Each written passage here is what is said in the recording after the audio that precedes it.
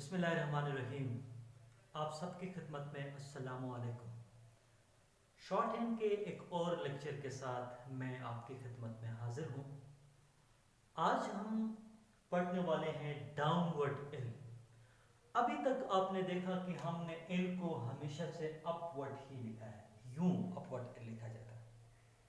इसी एल को हम डाउनवर्ड भी लिख सकते हैं, यानी यही एल यू डाउनवर्ड लिखा जाएगा। शेप में कोई तब्दीली नहीं है, वही है, लेकिन फर्क सिर्फ इतना होता है जब हम अपवर्ड लिखते हैं तो इसका फर्स्ट प्लेस इधर होता है, इसका थर्ड प्लेस यहाँ पे होता है, और जब हम डाउनवर्ड लिखते हैं तो इसका फर्स्ट प्लेस यहाँ होगा और थर्ड प्लेस इसका यहाँ होगा।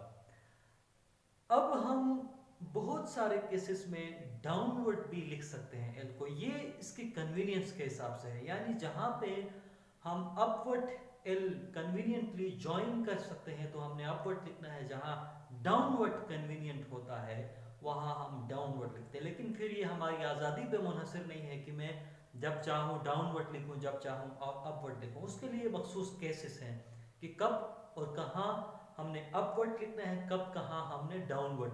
अपवर्ड के तो अभी तक हमने अपवर्ड के केसेस पढ़े हैं कि अपवर्ड ही एल इस्तेमाल होता है।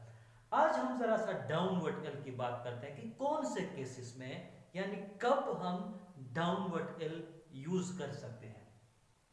तो यहां पहला केस ये है कि हमारे पास तीन स्ट्रोक्स हैं, एन, हाफ एन और यानी आप एन, और हाफ एन और फिर यानी आईएनजी वाला स्ट्रोक।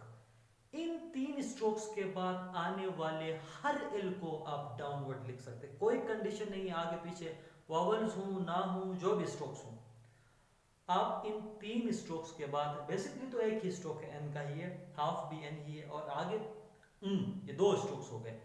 इनके बाद आने वाले हर एल को आप डाउनवर्ड लिख सकते हैं, जैसे कि एग्जांपल से वाज़ेह है, ओनली, अनलेस, अनटिल, ये हाफ एन है, ये पूरा एन, यानी नॉर्मल स्ट्रोक ये है, हाफ स्ट्रोक ये है, नेल्सन, एविडेंटली और सर्टेनली, यानी इन तीन स्ट्रोक्स के बाद आने वाले हर एल को हम डाउनवर्ड लिख सकते हैं, इसके अलावा कोई कंडीशन नहीं है। उसके बाद दूसरा केस, हमारे पास स्ट्रोक्स है, यानी यहां पे स्ट्रोक भी बनाया हुआ है, ये स्ट्रोक है। उसके बाद एसके, ये एसके हमारे पास, और स्ट्रेट अप स्ट्रोक्स, हमारे पास तीन स्ट्रेट अप स्ट्रोक्स हैं, यानी आर है, वह है, यह, ये तीन स्ट्रेट अप स्ट्रोक कहलाते हैं।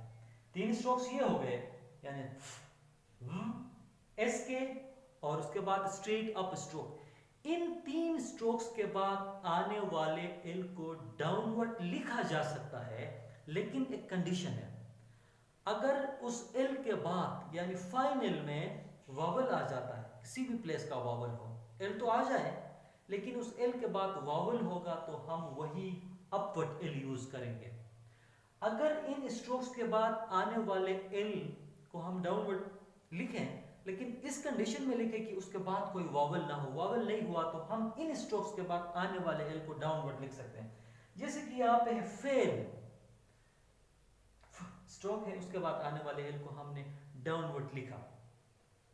इसी तरह वी, अब फेल के बजाय फेली होता, हम अपवर्ड यानी यूं अपवर्ड लिखते हैं, फेली, या फुल ही होता है।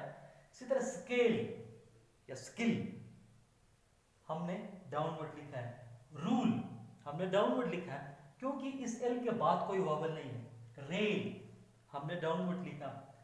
फिर अब इसके बाद कोई वॉवल नहीं, या एक वर्ड है सक्सेसफुल, हम फर्स्ट करें सक्सेसफुल, हम डाउनवर्ड लिखते हैं।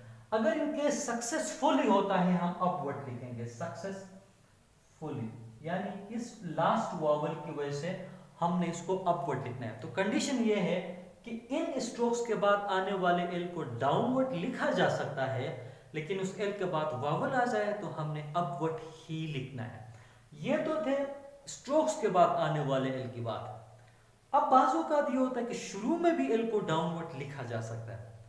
कुछ केसेस ऐसे हैं जिनमें हम शुरू में ही आने वाले एल को डाउनवर्ड लिख सकते हैं। उसके लिए शर्त यह है कि उस एल से पहले वावल हो, कोई भी वावल हो।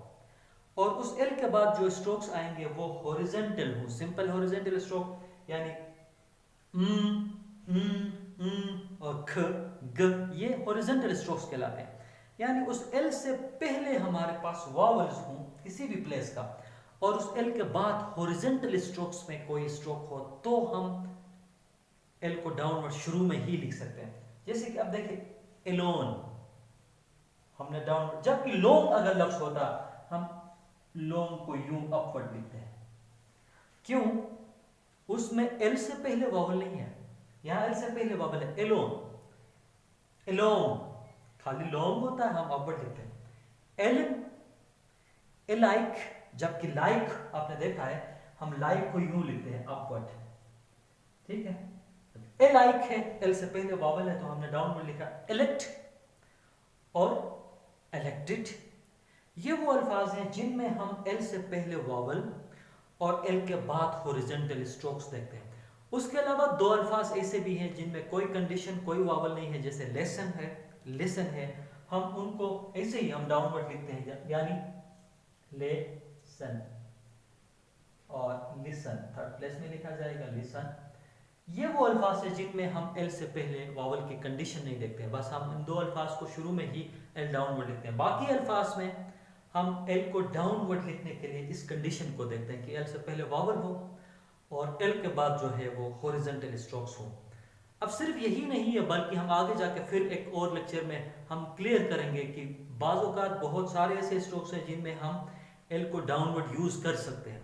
फिलहाल के लिए आप यही समझें कि इन दो केसेस में हम स्ट्रोक्स के बाद आने वाले एल को डाउनवर्ड लिखते हैं और इसमें हम एल को शुरू में ही डाउनवर्ड लिखते हैं। आगे जाके हम तफसीलन एल पे एक और लेक्चर करेंगे जिसमें हम भरपूर तौर पे वाज़ह करेंगे कि कहाँ कहाँ हम एल को डाउनवर्ड लिख सकते हैं और किन कंडीशन में हम एल को अपवर्ड लिख सकते हैं। लेक्चर को देखने का बहुत बहुत शुक्रिया।